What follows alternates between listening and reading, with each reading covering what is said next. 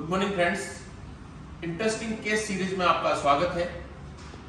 और आज इस केस डिस्कशन के अंदर हम देखेंगे एक इंटरेस्टिंग केस को, किस तरह से इस केस ने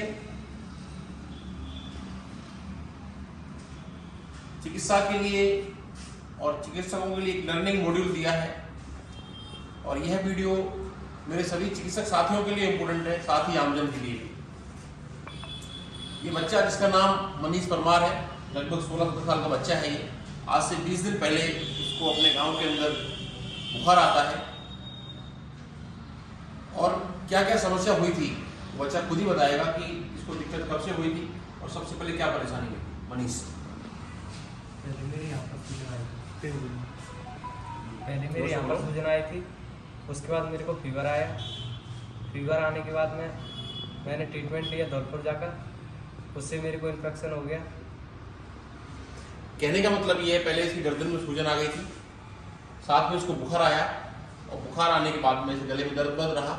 इसके लिए इसने धौलपुर के अंदर वहाँ पर जो चिकित्सक हैं उनसे ट्रीटमेंट लिया और इसको थोड़ा आराम मिलता है।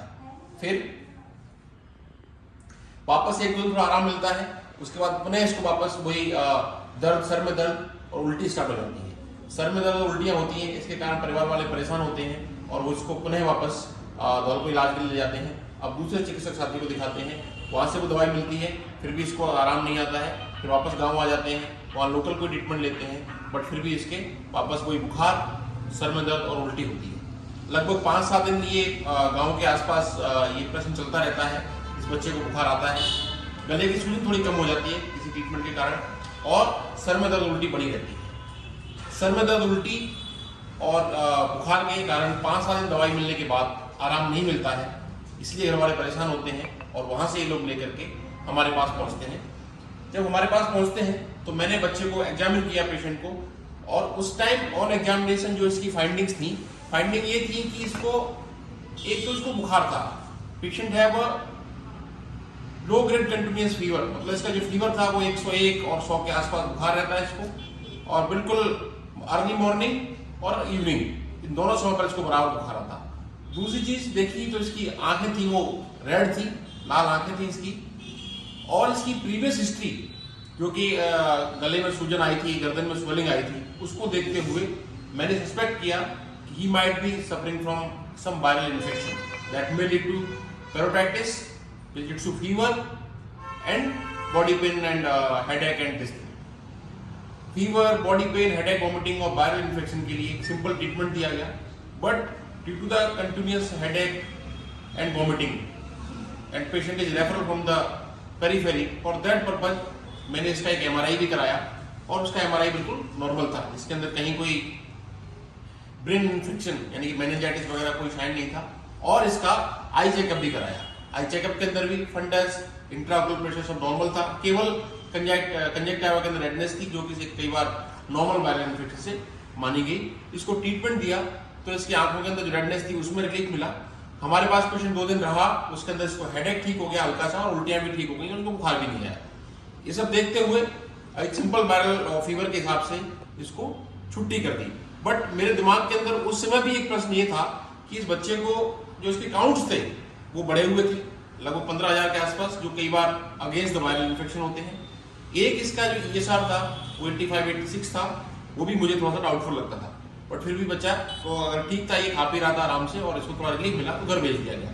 घर जाने के पुनः वापस इसको वही बुखार का पैटर्न होने लगा। सुबह शाम इसको 100-101 के आसपास बुखार आ जाता और उल्टी और सर में दर्द। जब बुखार आता उस टाइम भी इसको सर में दर्द होता और उल्टी का मन होता। 2-3 दिन वापस घर पर रहे और परिजन पुनः परेशान होने लगे। चिंता की बात बनती गई कि इसका बुखार ठीक नहीं हो रहा है, और ये दिन बढ़कर के अब 15 दिन के आसपास 12-13 दिन हो चुके थे, उसमें भी इसका बुखार नहीं गया। और जब बुखार आता तो सर दर्द होती और उल्टी होती। इसको देखते हुए इसके परिजन पुनः मेरे पास वापस जयपुर लेकर गए। एक इसका एक्सरे था प्रीवियस, उसको देखा तो उसमें लगा कि हल्का कोई कंजेशन है चेस्ट में। इसके लिए हमने उस टाइम एंटीबायोटिक भी दी। रिपीट एक्सरे कराया जो कि बिल्कुल नॉर्मल था। इसके बाद भी पेशेंट पुनः मेरे पास पहुंचता है। फीवर इसका चार्टिंग कराता हूं मैं विदाउट एनी एंटीबायोटिक्स। मैंने कहा केवल इसका बुखार चेक करो हर 4 घंटे से।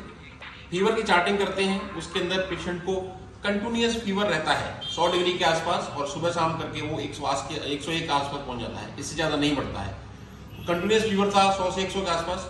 टेस्ट कराया, उसके अंदर इसका हीमोग्लोबिन प्रोग्रेसिवली डाउन हो रहा था। पहले जो इसका 10 था वो 9 पॉइंट समथिंग 8 पॉइंट इस तरह से हीमोग्लोबिन कम हो रहा था। काउंट्स बराबर जो रेंज थी वो 15,000 के आसपास काउंट्स बने हुए थे। Plated count was normal. इस तरह से देखते हुए हमेशा एक सस्पेंशन रहा कि वायरल फीवर तो नहीं है, something is infectious. For that purpose पुनः वापस इसका एक एक्सरे कराया गया, वो भी नॉर्मल। इसके हमने चेस्ट और एब्डोमेन को डिटेल में एग्जामिन करना शुरू किया। चेस्ट के अंदर मुझे ऐसी कोई फाइंडिंग नहीं मिली, दोनों तरफ एयर एंट्री वगैरह सब ठीक थी, और एब्डोमेन के अंदर भी कोई इसकी फाइंडिंग नहीं थी। चेस्ट का सीटी स्कैन भी कराया, chest CT scan was normal, उसके अंदर कुछ ऐसी फाइंडिंग नहीं मिली। और एब्डोमेन के अंदर जो अल्ट्रासाउंड था उसके अंदर भी कोई फाइंडिंग नहीं मिली। Ultrasound was mild hepatomegaly and cholecystitis was there. For that purpose we put patient on antibiotics, give Monosef 1 gram for 2 days. After that patient fever is subside. But again on clinical examination, patient's neck was swelled and I examined the neck detail. There multiple lymph node was there. गर्दन के अंदर छोटी छोटी बहुत सारी गांठें थी, उनको देखा। जब गर्दन की सोनोग्राफी मैंने कराई तो उसके अंदर मुझे बहुत सारे लिम्फ नोड मिले, और जो लिम्फ नोड वो सिग्निफिकेंट साइज में एनलार्ज थे। लिम्फ नोड का साइज एनलार्जमेंट जो मैक्सिमम था वो 2/2 सेंटीमीटर का था, that is significant in the neck node. तो गर्दन के अंदर इस तरह के एनलार्जमेंट ऑफ लिम्फ नोड जो कि 2 सेंटीमीटर से बड़े हैं वो सिग्निफिकेंट हो जाते हैं। उसके लिए हमने फिर सोनोग्राफी और उसके बाद FNAC of the neck lymph node कराया। एफएनएसी ऑफ लिम्फ नोड के अंदर हमें reactive hyperplasia of the lymph node, that is suspicious of certain infections. For that again we put him on antibiotics after 2 days. Now this patient is afebrile and having count is also normal, and for the last 1 day he didn't have any fever. In following up we are putting it here for 1 day and charting the temperature. There is no temperature, he have good appetite, no headache, no body pain, and after sort of ceftriaxone and levoflox he is now stable and recovered. So sometime, dear friends, this is a very interesting video for doctors also.